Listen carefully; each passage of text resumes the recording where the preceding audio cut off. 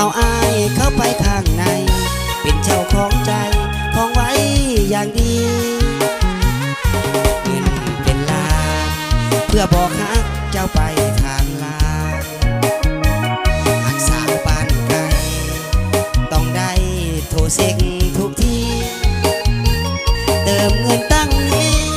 ส่งเมสเซจบอกฮักคนดีตกลงปงใจเห็นดีเจ้าเอิ้นอ้ายนี้เต็มปากว่าแฟนเป็นจังได้เจ้าไปอยู่ไสน้อลาเจ้าลืมและบ่สัญญาหรือว่ามีไม่ควงแขนบอกเฟซบอกไลน์หรือเจ้าไปเฮ็ดงานต่างแดนไปไสบ่ฮู้น้อแฟนเฮ็ดคือบ่แม่นเฮาคนหักกันอยากไปก็ไปเจ้าคือบ่ขอบ่ลาอยากมาก็มา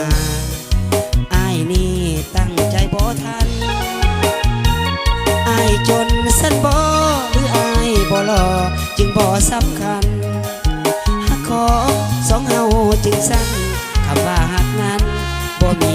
อีกแล้ว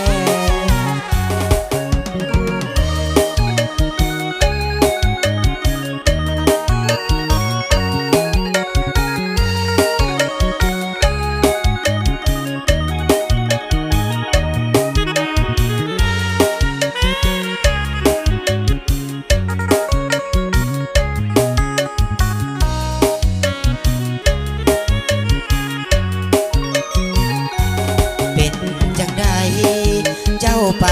อยู่ไสน้อลาเจ้าลืมและบ่สัญญาหรือว่ามีไม่ควงแขนบอกเฟซบอกไลน์หรือเจ้าไปเฮ็ดงานต่างแดนไปไสบ่ฮู้น้อแฟนเฮ็ดคือบ่แม่นเฮาคนหักกันอยากไปก็ไปเจ้าคือบ่ขอบ่ลาก็มาอ้ายนี่ตั้งใจบ่ทันอ้ายจนสันบ่หรืออ้ายบ่หล่อจึงบ่สำคัญหักของสองเฮาจึงสั้นคำว่าหักนั้นบ่มีอีกแล้ว